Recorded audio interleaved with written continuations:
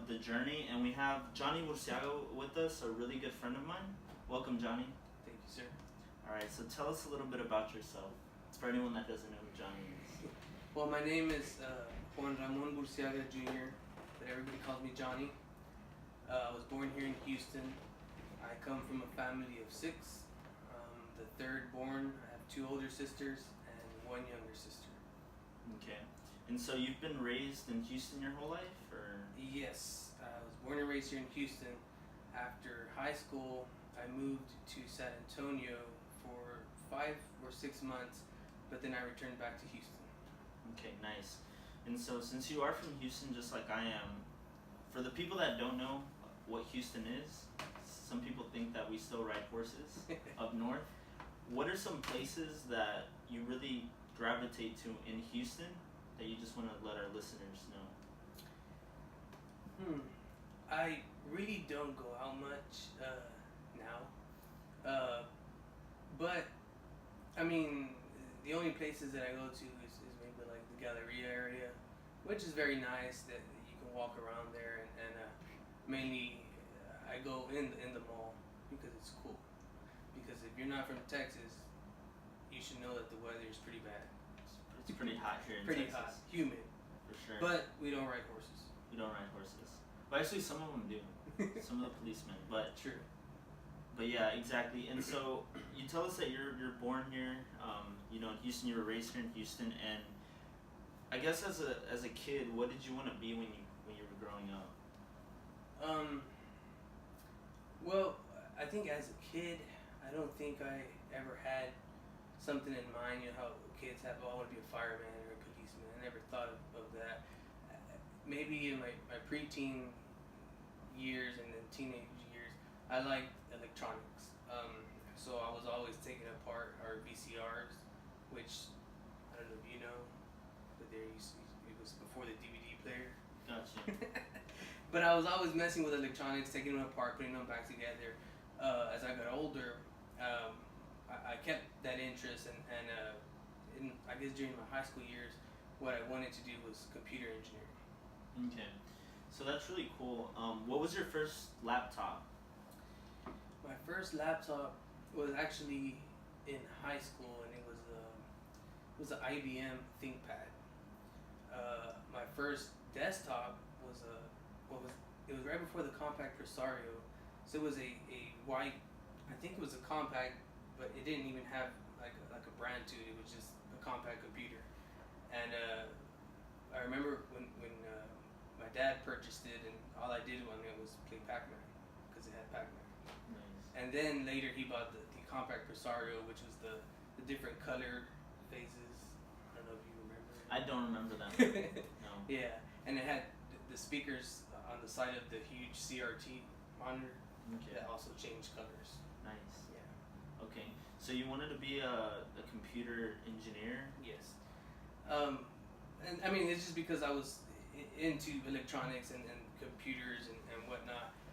So that interested me, and when I started looking into engineering, that was my interest, computer engineering. Okay, so tell us a little bit about your parents.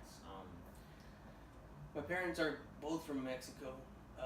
My mom is from Tampico, Tamaulipas, but she moved here to Houston when she was 9 years old. My dad is from Chihuahua, a small town near Parral, and then he went to Ciudad Juarez, and then from there he came to Houston. But he came here later, let's say late teens to early 20s. So my mom actually went to the same elementary school as I did. So she's very Tex-Mex, and my dad is a little more, I guess, Mexican because he got here later. Gotcha. And so they're both from Mexico. Have you been to Mexico? Yes, but I haven't been to where my mom's from because since she moved here when she was 9, she hasn't been back, not even to visit. But we've been to Ciudad Juarez because my dad's family is there. Most of his family's there. Most of my mom's family lives here in Houston. Okay, gotcha. And so now that we touched on like your family and kind of where your mind was when you were navigating through those years of your teens. Once you reached high school, what were some things that you were doing in high school? Um, I guess when it comes to academics or other hobbies that you had. Well, during high school, I mean, I knew that I wanted to go to college, and in my academics, I was doing good, mainly because I went to Jefferson Davis, and it wasn't very difficult to be, top percent of that school because just everybody else I felt didn't care much about it. So for people that don't know what that school is, because I mean, so not everyone's from Houston. Yeah. Give them a little insight. Well, this school is located, I guess, in an area where I guess it would be lower income families, and their goals, I guess, are not, hey, let's go to college, maybe. So, I mean, I guess it was a little tough in that sense, but for me, I mean, I guess I was raised, my family, or my parents were strict on academics, because I remember during elementary, we shoot for A's. So if I brought in 4 A's but 1 B, then I remember like my parents or my dad's response was, "What is that B?" So it was always, "Hey, I need to get straight A's." So I guess since I was small, I was always shooting for high grades, and for high school, I mean, it didn't seem tough to try to get the high grades. So that was like the inner city, like an inner city school. It is inner city.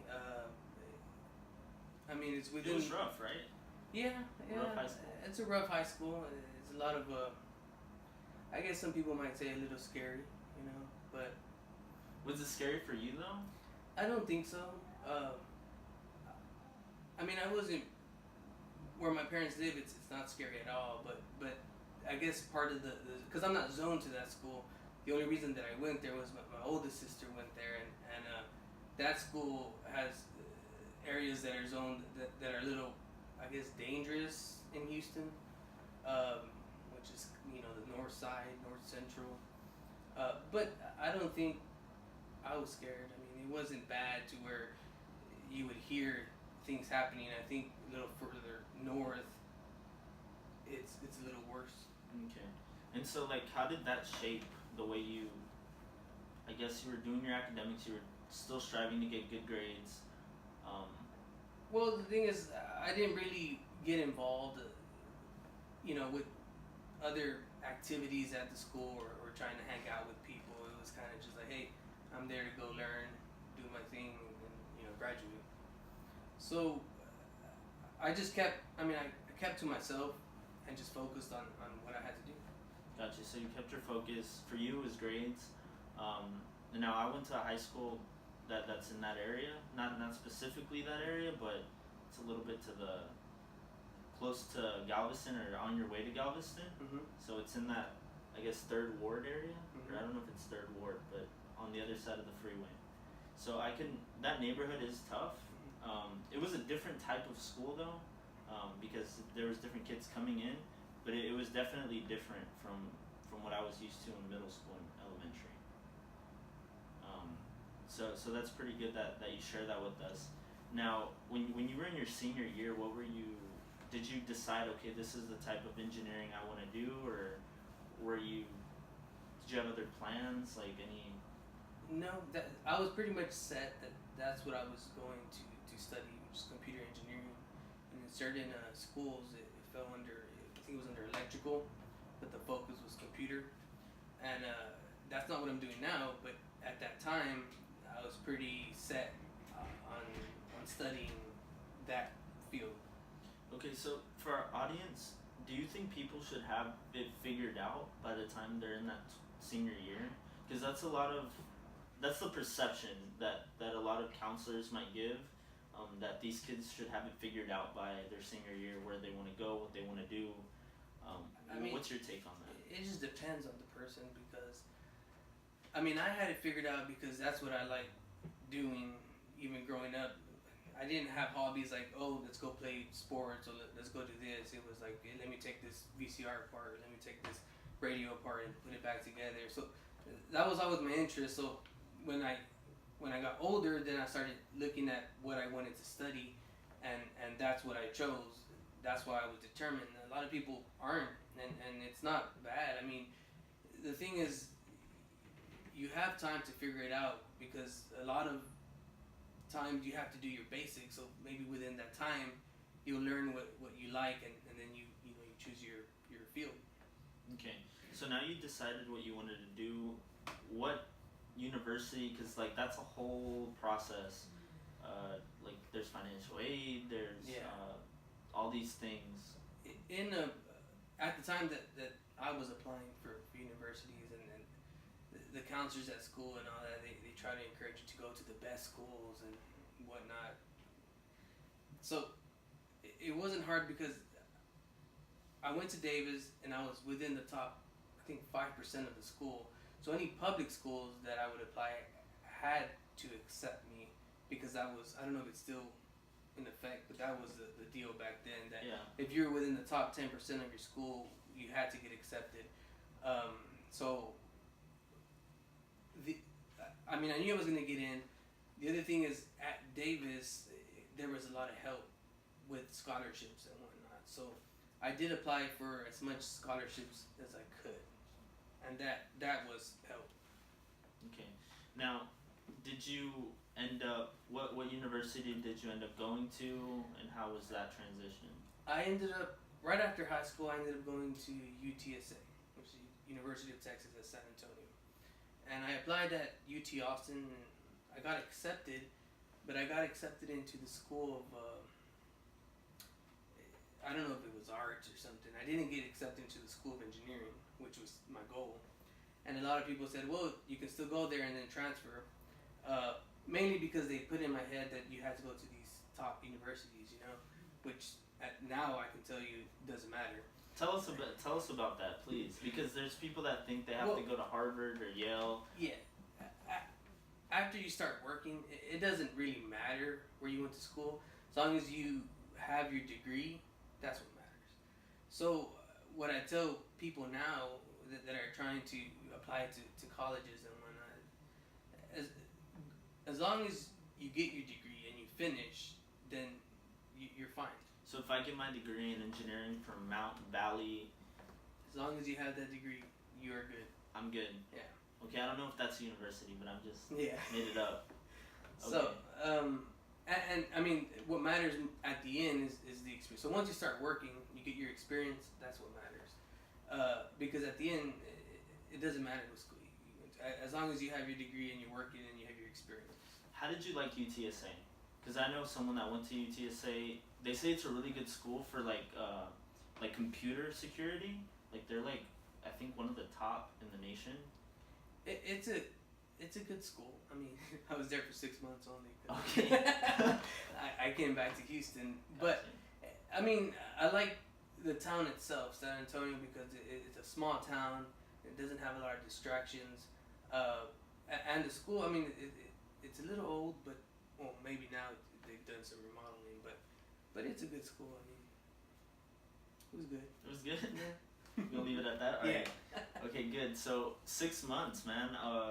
Why'd you come back? I guess I wasn't very focused as I thought. Mainly, it was a breeze to go through, middle school and high school. I didn't even have to study, and you would pass tests.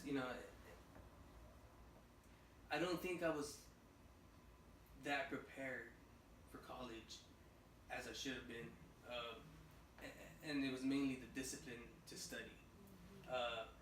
So I felt that it was better just to come home and enroll at U of H, and I had the discipline of also my parents, because I was going to come back home, and they would, I would be under their roof and their rules, and it was more discipline for me to study.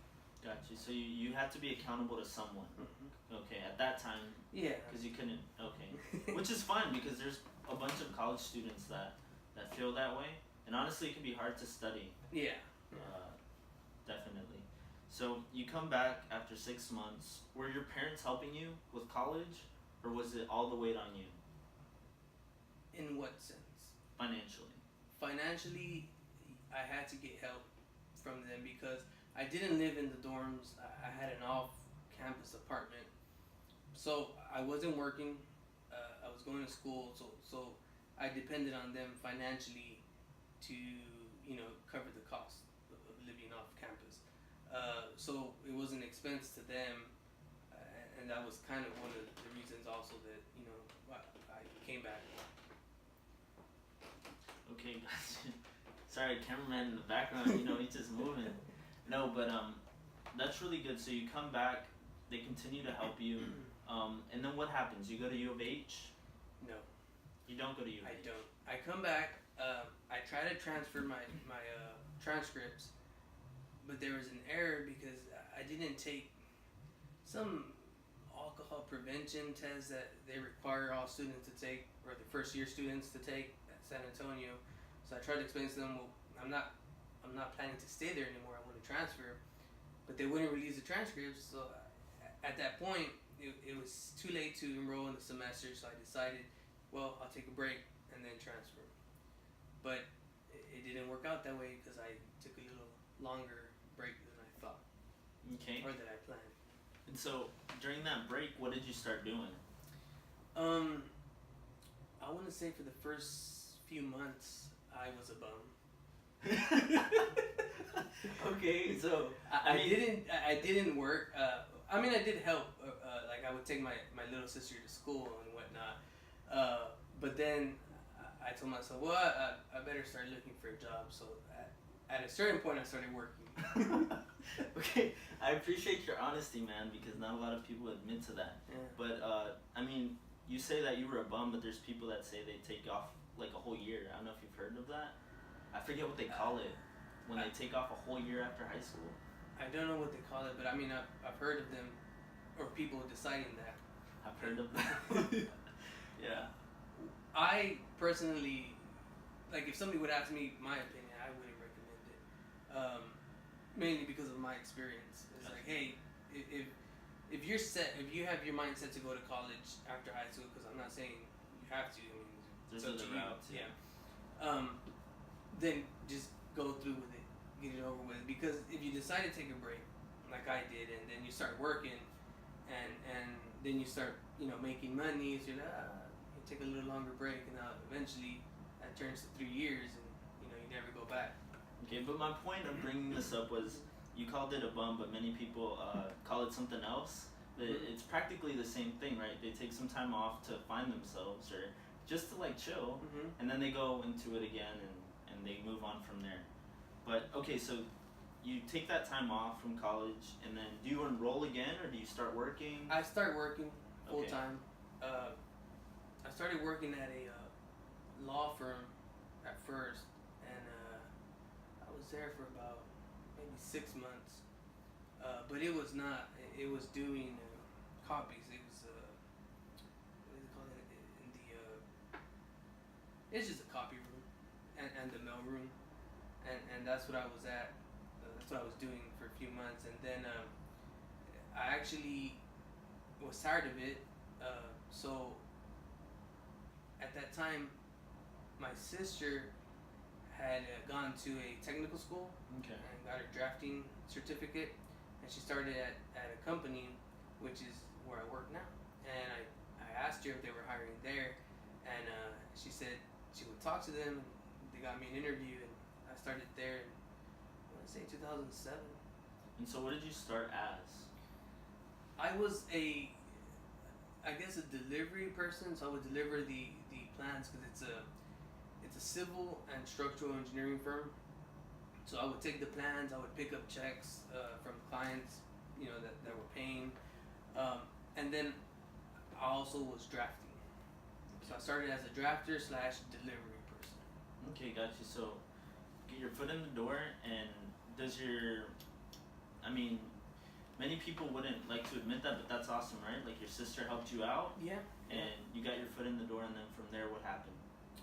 From there, I just started picking it up to the point where I was doing less deliveries and more drafting, and then started learning the design aspect of it, and just moved up from there. Okay. So did you go back to school, or Yes. during that time? It took, like I said, about 3 years, maybe 2.5 years. Cause I started in 2007, and I ended up going back to school in 2009 or 2010. But now, because I've learned the civil engineering part of it, I went, or my goal was to get my undergrad in civil engineering. Okay. So now there's a lot of things that I want to ask because your situation is very different from a lot of people that I know, and I guess the part I want to focus on is once you tried it out and you were in the industry working, and you were trying to do school. How was that? Like the balancing of school, balancing of work. Well, it was easy at the beginning because what I ended up doing was enrolling into community college to do my basics, but enrolling as a new student. I didn't even try to get my transfer from San Antonio, so I was working full time and going to school part time. So it was in the evenings, night school, and it was easy at first, but once you start getting to the classes that are a little more difficult, then it starts getting a little hard to keep it full time and go to school and study full time, you know. So it got to the point where I would have to maybe end up taking 2 classes per semester. That way, it would like your degree plan would extend. Exactly. Okay. And so you do that. That was the first point. What would you tell someone that wants to work while they're in school? Because some people, they do have the situation to where they can study and they don't really have to worry about working. Yeah. Now that's very rare. Not everyone has that. Shout out to mom. But what about like it's someone that has to work? They don't get financial aid from the government. They don't have really that many scholarships. What do they do if they have to work and go to school? How do they balance it? That's, I guess, the point where I was at, because at that point I wasn't getting any financial aid. So the thing is, take your time. You can do it. There's no rush in completing it as long as you get it done. And it's gonna take you longer than others that don't have to work, but at the end, you can finish and get your undergrad, and there's no rush in it. So. Okay, and for someone that has I'm gonna be selfish here. Mm-hmm. For someone that has a little bit of that cushion, but they still want to get the foot in the door and like actually have that experience before they graduate. What are your thoughts on that? Should they just wait it out, finish school, and then go work, or? No, I mean if they can get an internship, then it also helps them. It helps their resume so that when they do graduate, they have that experience as well. But the priority would be school rather than working. So if it gets too difficult, I would say concentrate on the school instead of concentrating more on the work. And then the employer should understand that, because they understand that they need to finish up in order to start working full time. For sure. Okay. So, thank you, man, for that insight. Now, so you worked there for a few years and you move up. What does that mean? Move up? Like, well, how did you move up? The thing in the company that I was at, it's not a large company. It's a very small to mid-sized company. So you get a lot of experience and you learn from the engineers that are there and the designers. So you start as a drafter, which you pick up, I guess it would be the red marks from the designers or the engineers, and you draw it on CAD, which is the program that we use. And then that's the first level, which you're a drafter. Then you move up to where you're a designer, which the engineer can give you a project and you design and do your calculations and almost complete the entire project. And then the next step would be once you're doing project management, where you can do from the bottom to the very end and get the entire project out. But that's what it is. I mean, I started off deliveries, drafting, moved up to designer, and as of now, I'm a project manager there. Nice. How long did it take you to get to there? Because you know, there's people that go into their first job thinking they're gonna be, you know, the CEO. Like, how long did it take for you to get to that point? Well, I mean, it's been 10 years or 10 11 years. years. Have they gone by fast? Sort of. Yeah. Okay. And while you were there, like, were you thinking, I'm gonna become this in the company, or it just Well, slowly? it kind of just happened. It happens if you like what you're doing, and I liked it. I mean, I loved doing what I was doing. So when you're there, you're learning, and if you like what you're learning, then you're gonna, be good at it, and you always want to strive to be better. So kind of just eventually you just automatically start moving up. Okay, and so for people that have an idea or they think that they want to do something, they study something and somewhere along the lines they're like, you know what, maybe this isn't for me. Kind of what happened with you, because the computer science kind of just like fell away, Yeah. and then you found something that you really liked. So is there anything bad with that, with you know, leaving your studies No. in a certain area to pursue something else, or like what are your thoughts on that? I don't think that. I mean, at the end, you do what you want to do, what you like doing. So, if for some reason you thought you were going to enjoy one thing and you change your mind because you tried it out and it wasn't what you, I don't think there's a problem at all switching to a different major that you like and enjoy better. Okay, gotcha. And so now I have another question. Not everyone, like I told you, has the possibility to study and have that support. So for someone that maybe does have the support to go to college and their parents are helping them out, you could also get some negative or like different types of pressures, I guess you could say. That, you know, people that have to work and they're probably, man, like, what are these guys talking about? Like, you know, I have it hard. Yeah. But what about you? Like, what was difficult for you in your situation while you were going through college and working? Like, where were some stuff? Just, I guess, balancing everything, because you have to give it time to study. Once you start getting into calculus, calculus 2, diffy, differential equations, you have to have time to study, and sometimes I was working full time. I've always worked full time. So you work full time and then you go to school, and then you gotta come back and you have to study, but by then it's 9 o'clock and you've been up since 6 because you had to go to work. It's easy to say, I just want to go to bed, But if you do that, then you're not ready for your exam, or you're not ready for class, because once they pass one thing, it doesn't stop. You move on to the next. But if you're falling behind, then you don't learn the next step because you still haven't learned the first step.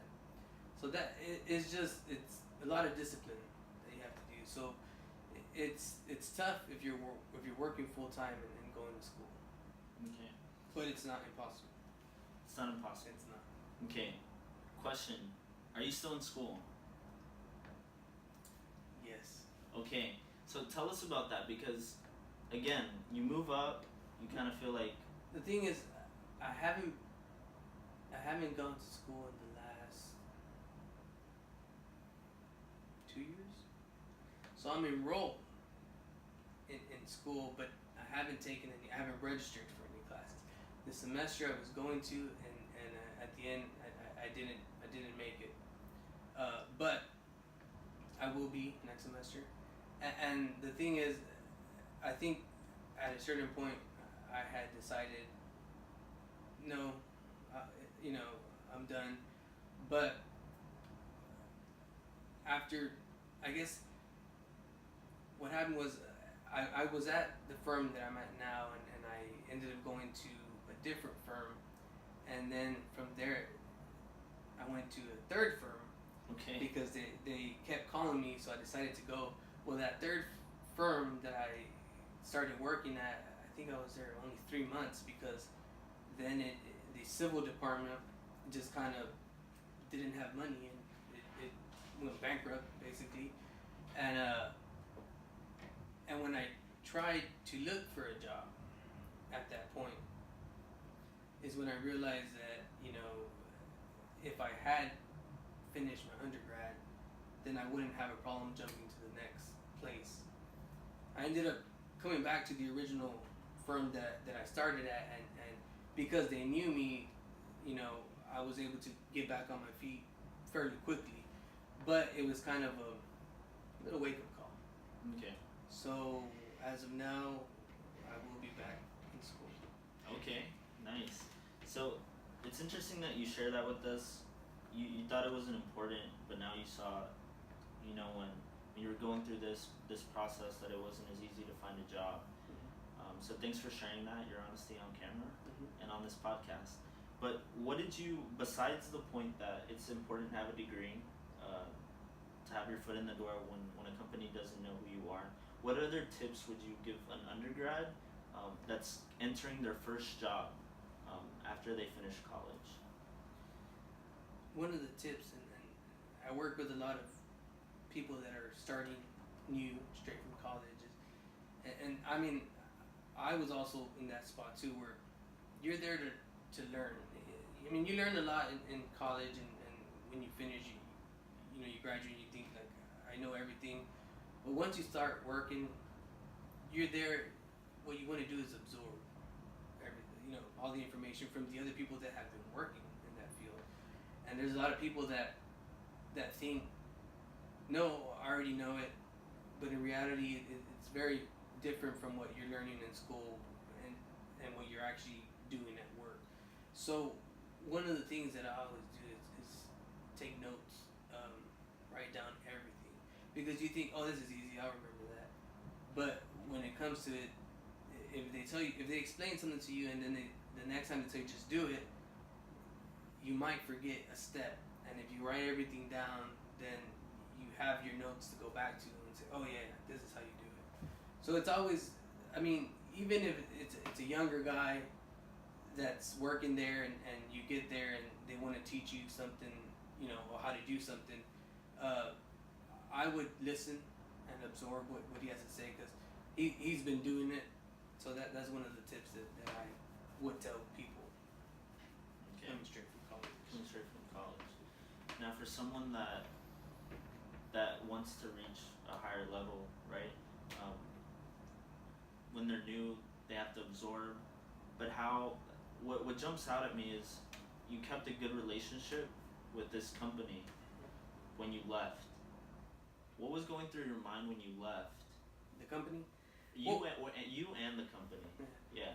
The thing is, you never want to burn bridges, and I don't know how it is in other fields, but here in Houston, in the civil engineering field, you know everybody, especially because you're going to the city, meeting with the officials there, so everybody knows each other. So if for whatever reason it happened to me, I went to a different company that was not managing their money correct and went bankrupt, you don't want to burn the bridges from the previous company, because you can always say, hey, I'm available again, and that's what happened in my case. So when I was leaving, I didn't want to leave also in those bad terms, to where I wouldn't have that bridge to come back if need be. Okay, so always have a good relationship. Yeah. But for you, knowing you, I feel like it was more than just not burning a bridge just to be nice, but I feel like you're just an overall nice guy, so maybe that helps. I try to be. Try to be nice with everyone. Yeah. Okay. Especially with people that, like, at work, what advice would you give people when it comes to creating a network, or like having relationships when it comes to where you work? Not just, I guess, like, to get something from it, but well, the thing is, like, what's your advice on that? The people that you work with, they can also help you out, because I mean, you have different projects that run into different problems, but it could be that somebody has gone through this problem before. So if you're a person that people don't, I guess, like, because you're mean, then they don't want to help you. Then you're gonna struggle. But if you're nice with everyone, and you're willing to help, then they're willing to help you as well whenever you're coming to a problem on your project. So it's always nice to get along with your coworkers. You don't want to be the person that nobody wants to talk to, because then when you need help, nobody wants to help you either. Okay, so good advice. Just be nice to people. Yeah. And so, what are some things that that you've seen people that are hiring in companies look for in individuals when they're hiring? Well, what are some things they look for? Confidence. If you go in there and you're scared or I mean, everybody gets nervous, but if you're confident that you know, and even if you don't know, let's say you're out of college and you have to be confident that you're willing to learn, and you have to show that confidence. So if I interview a person and they're just timid and shy and they don't even want to talk, then it's just, you don't have that much faith in that person that okay, he can help out, or he'll be able to handle something.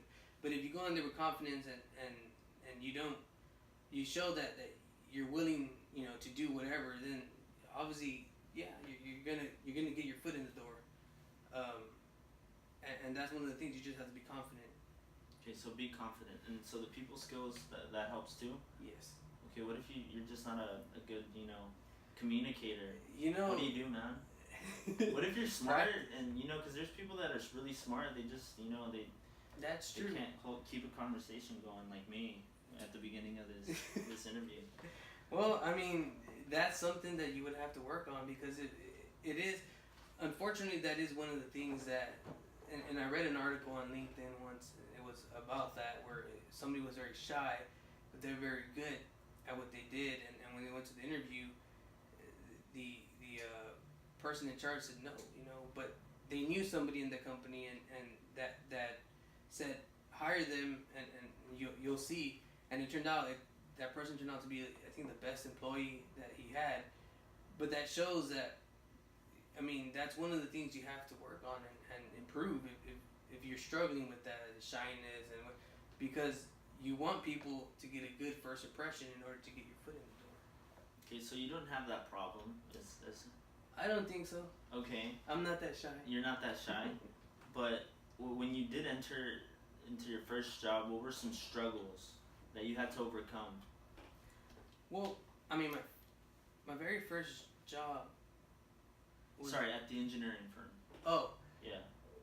One of the struggles that I had was I didn't know AutoCAD, which is the main program that we use, which back then, I mean, they let me in, but if somebody would come to me or try to apply at the firm and they had my resume back then there's not even a chance that I would look at it, because I didn't know AutoCAD.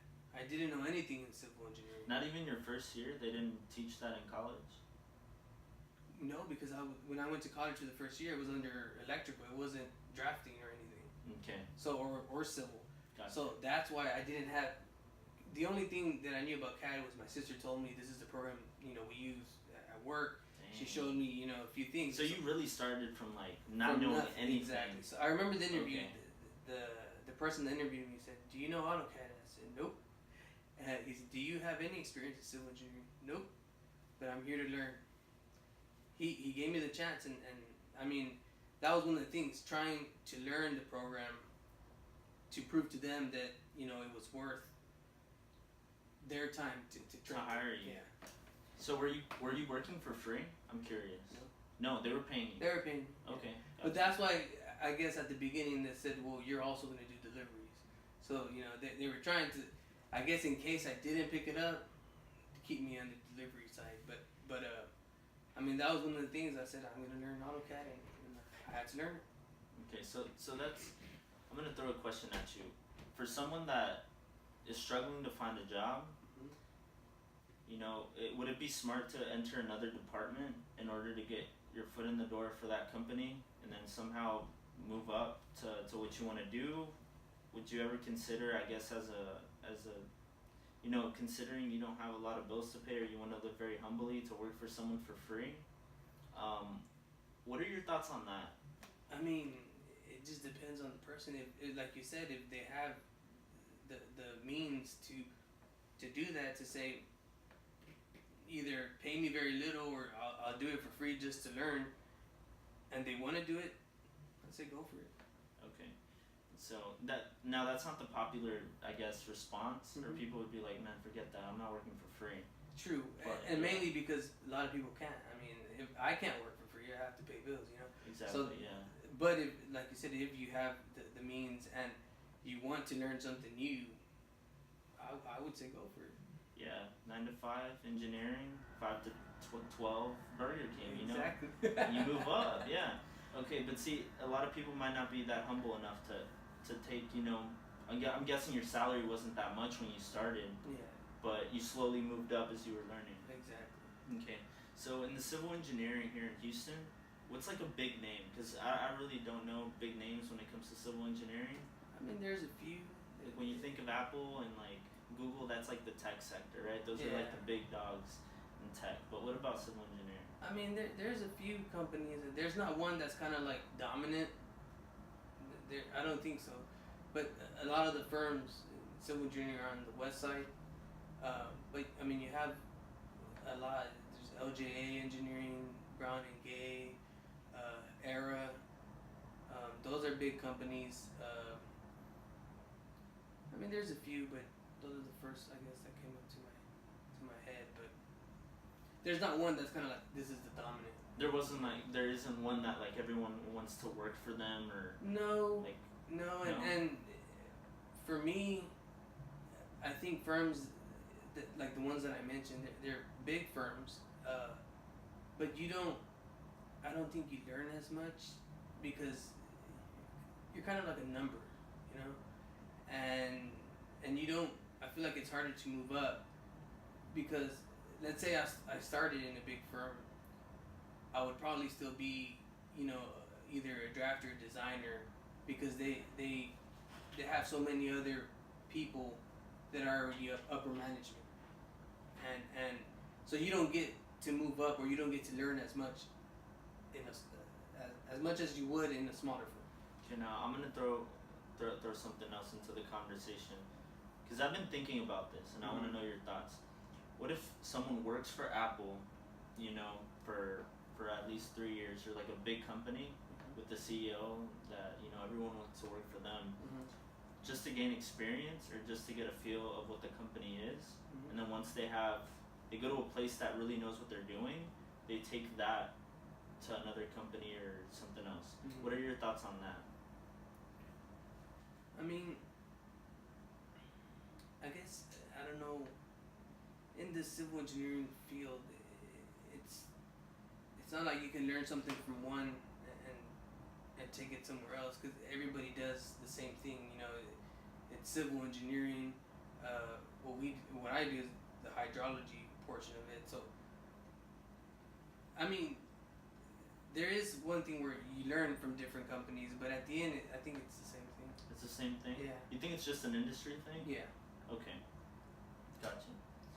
Alright, man. Well, so we're close to the end of the podcast, but before we end it, I do want to ask you, how have your parents influenced the way that you think, the way that you've navigated through all these ups and downs in your life, and how have they helped you?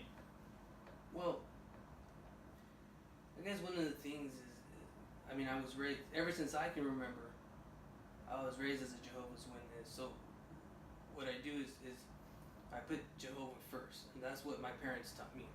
Okay. And, you know, when you do that, then everything else kind of falls into place because he gives you the strength. So that was one of the things that I learned, you know, from my parents, that I have a goal, but I have to put Jehovah first because he is the one that helps you accomplish your goals. Gotcha. Really nice, man. And so also props to your parents, right? Yeah. For helping you out and helping you figure that out. Now, before we end the show, we like to touch on 3 keys that you'd like to leave our audience with. 3 keys. They gotta be good, man. They gotta be good keys. Okay. That have helped you in your personal life. You already kind of touched on one with your parents, but give me 3 keys. I guess for the people, and we already talked about it, that are coming out of high school, it doesn't matter what school you go to. As long as, I mean, if you're determined to go to college, go to any college and get your degree.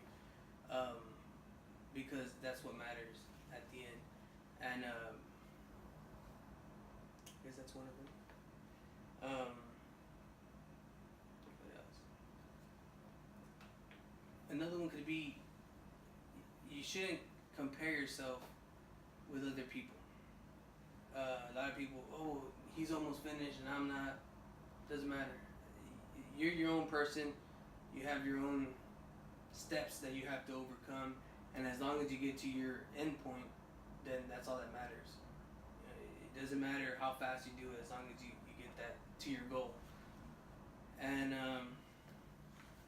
I guess the other thing was, like I said, I was raised as a Jehovah's Witness, so you put Jehovah first, and everything else will line up.